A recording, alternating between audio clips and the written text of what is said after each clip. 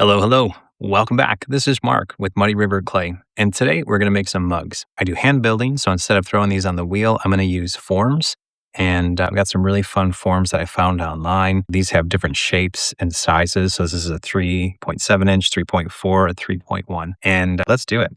So hope you got some coffee with your favorite mug and let's make some mugs. So I got these forms online and I have made mugs lots of ways. You can make mugs with slabs. You can make mugs with coiling. I like rolling a mug around a form because it's going to give me a consistent shape. So if I wanted to make 10 of these, I'd be able to make them all have that similar shape, hold the same amount of water. This large one has been my favorite so far. It's 3.7 inch and holds about 18 ounces. I do not like the small coffee mugs. I am here for the large mugs.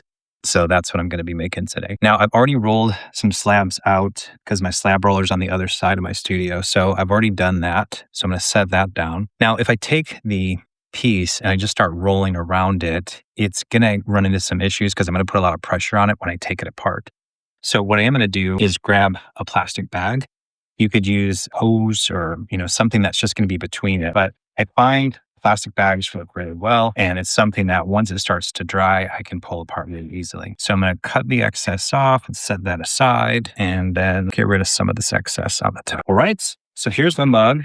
Got the plastic bag in there. I do have a firm edge on the bottom so that it is easier to clean up later. And I really am just rolling this around the piece. Now, when you get to edges, there's lots that you can do here. One of the things that you can do is just cut it off and let it overlap and then fill in that extra clay. The other thing that you could do is cut one of these sides on an angle. So I'd cut an angle here.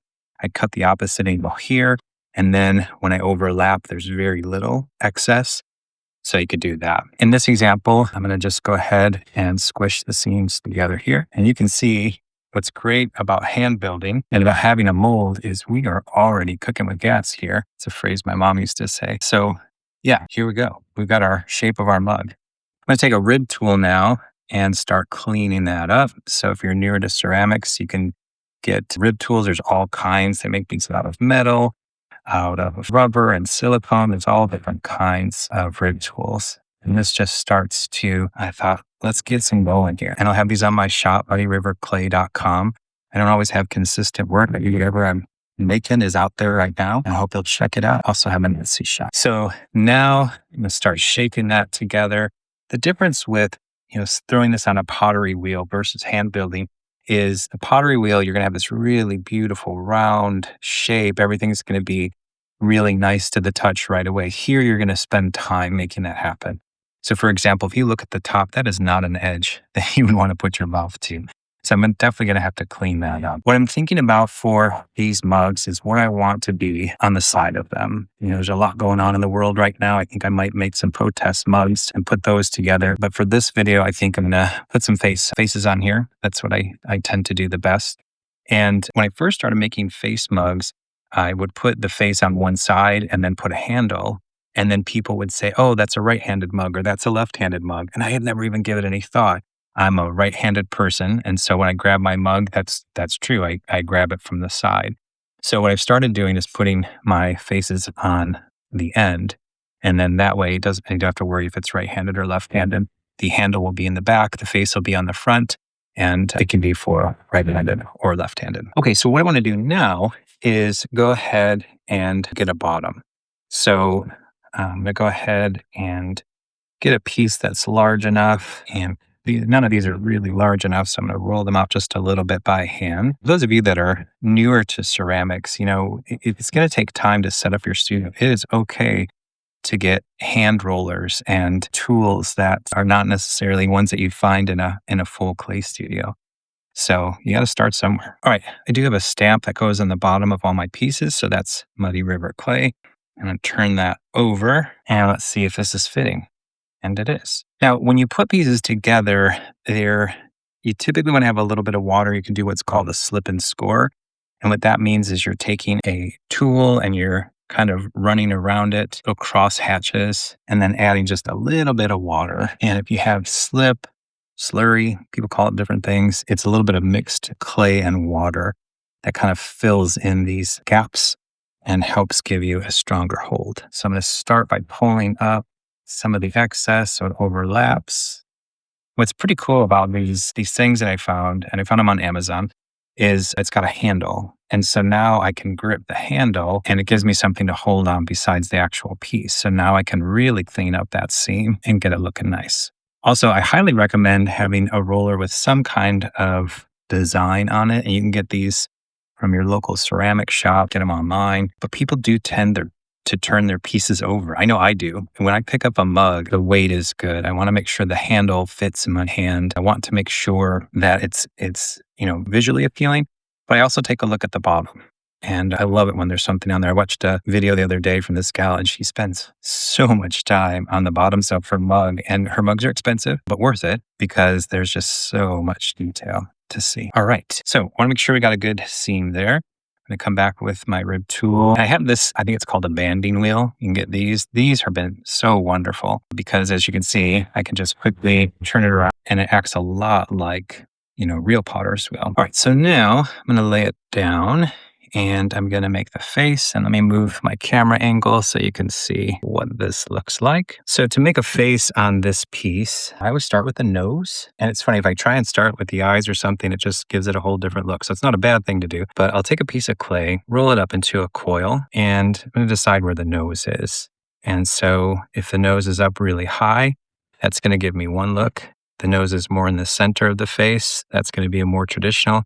I could put it very low, but I love starting with the nose because it really defines the rest of the face. I don't have a photo in front of me of like, oh, I'm going to have, this specific type of face. I just start building with the nose, and then the piece kind of speaks to me. So there's the beginning of my nose so far. And now I want to start thinking about where the eyes go. I like when the eyes are offset a little bit. And before I get there, I'm going to roll up 2 small balls of clay, and that is going to be my nostrils. So I'm going to put those on the sides, kind of squish those in. And everyone has a different nose. There are no 2 noses that are alike. So have fun when you're making noses. So what I'll typically do is put a third piece at the end and then fill that in. And then that helps me determine, is this nose going to be pointed? Is it going to be bulbous? Is it going to stick out? Is it going to just be demure and small? So anyway, if you're wondering what I'm thinking, those are all the things I'm thinking as I'm making this piece. I do like to have a brush with water. I've got a little bucket here off camera just to kind of smooth things in. It's all these connection points that you want to make sure are connected. All right, so what do you think? Leave it, go bigger, go smaller. It's funny, I don't have specific people or things in mind. Actually, when I do that, it doesn't tend to turn out. But it's funny, people will see things at a show or online and they'll say, oh, that looks like my husband, wife, brother, sister, whatever. And I laugh. I'm like, okay, that's great. Okay, now to get the inside of the nose, I don't want to pierce all the way through, but I am going to take the back of a tool and push it in and pull down. And then that's going to give me the little divots that are going to go to the lips. All right, I love these mugs. They move so quickly. Okay, so now let's talk about the eyes. So eye placement is everything. So I'm going to do 2 little smaller eyes. You can see if I put them close, that would work. I could move them out a lot of it. It's really just going to change how this piece looks. So I'm going to put them there and squish them in. And you can already see that this piece is coming together. I like to use, I call it a craft syringe. I got it at a craft store. And just that's going to be my inner eye. And then I want to put the lids around. And then I'll go ahead and work that into the clay. And I like to use the back of my finger to start in the front of my finger. I remember when I first started making faces on things, it's probably almost 20 years ago now. And it's funny, but after you do something for a while, it becomes easy. But the first time I made an eye, I spent forever. I did not like any of the eyes. I spent a ton of time trying to get them to look a certain way. And when you're learning new things, like if you're watching this channel, thanks for stopping by the way, just try it, go for it, and keep going. I think what I learned is maybe the eyelids didn't look just right, but I stopped too soon.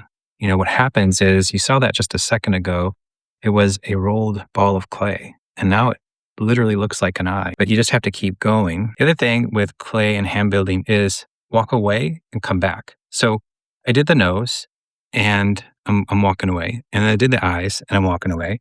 But I'm going to come back to them and look at them from a different angle. And that's where I can clean it up. make it look more how I want it. Now, in this case, do I want it there? The lower you get it, the more kind of serious it can look. I could do a smiley face here. I could do a grin. I'm going to put it right there. And so I took a coil, kind of squish it in and have it adhere.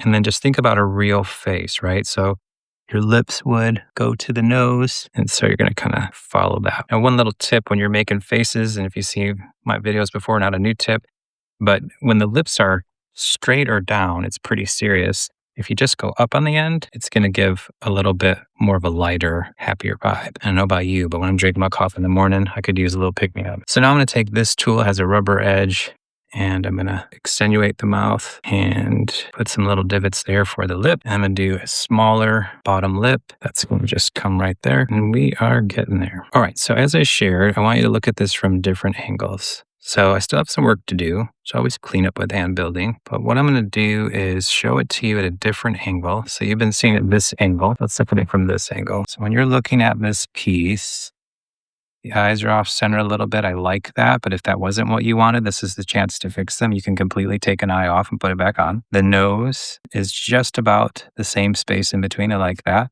The mouth could be fixed up a little bit here. And when someone has this mug, they're not going to just be looking at this. They're going to be looking at sides, the back. Let's think about that. I also have to clean up the lip quite a bit. So I'm going to bring a brush in with some water, and I'm now looking at it down, and I can see some of the areas that I thought were together are not. Just like life, look at a different perspective. If you're angry with someone, step back and think about their perspective. If you don't agree with something political, or if you were in the room right now, you might say, "Oh, I don't like that mouth." I appreciate your input, and I can look at that perspective, but I'll go ahead and go with this mouth because this works for me. But it's nice to know maybe for another piece that feedback could work. All right. So because I'm going to put my handle at the back, I do want to put ears on this. And I'm really simple with ears because they can be really complicated and they can actually take away from your design. So I'm actually just going to make 2 really small little coils and just make them the illusion of ears. And then when I look at the piece, I know this is away from you, but when I look at the piece, I want it to be just a little bit below the eyes and kind of center on both sides. Ears was another one that I spent a long time, and I spent too much time trying to make them look like real ears and having all the crevices and everything. And you really just need the illusion of ears. So I'm going to make sure that's adhered on both sides. I'm going to go ahead and put a little bit of water on there. So you don't want a big old funky ear. Have you all seen there's a fox vase or a fox mug that is really cool, but it has the ears up front.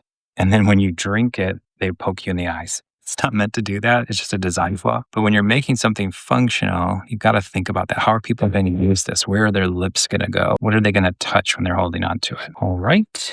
So a couple more things to do. I need to clean up my edge, which I'm going to do when I take this out, and I also need a handle on the back. If you are a hand builder, there's a lot of ways to make handles. And my favorite one at the moment is using a block. They sell these foams and wood. And what I'm going to do is just lay this over. So I struggled with handles for a really long time. I even took a class and I told the teacher I cannot make handles. And he was making it in front of me and he was kind of being very kind, but he was like, it's not that hard. So what I'm going to do is I'm going to set the mug aside. I'm going to take a slab of clay. Now you could roll out a coil of clay. I just happen to have these extra slabs. So how big do I want it? Your handle really makes or breaks the mug. So if it's too thick and it doesn't fit around people's hands, they're not going to enjoy it. If it's too thin, same thing. If it's too small, there's so many variations. And some people make mugs with 1 finger handle or 2 finger handles, and they look great, but I don't enjoy using them. And then what I'm going to do is wrap that around this form. And I got these as a gift, and wow, they make building handles amazing. So that's it. So now I'm going to go ahead and cut that off, a little bit of an angle at the top. And what you'd want to do is let this set up a little bit. So I'm going to take some time to clean it up. Going to be awkward. And what I should do is let this set up. But I want to finish this video, so I'm going to keep moving so you can see what it looks like. So what I'm going to do is, one, I want a design to go behind the handle. So I have a lot of stamps and things. I've got this one that I really like. It's kind of swirly. So if I think about where the nose is in the front, I'm going to put it directly in the center. And again, I got that form in there, so it's going to hold it. And what I'm going to do now is take this piece and adhere it just like that. And this is where you want to decide, do you want an angle? Do you want it up and down? Now, I should let this set up a little bit, but for this example, I'm going to show you. I would put it here, and then I would slip and score and really put it together. And I probably would put some little dimples in the side there. So I am going to let this set up because it's just too flimsy right now. But if I let this set up for about an hour or so, it's going to allow me to adhere that. The last step will be to take the paper out, clean up the insides, and we have created a mug. So I'm going to go ahead and end the video there. Thanks so much for stopping by today. Please like and subscribe, trying to grow this channel. Hope you have a wonderful day. Thanks. Bye.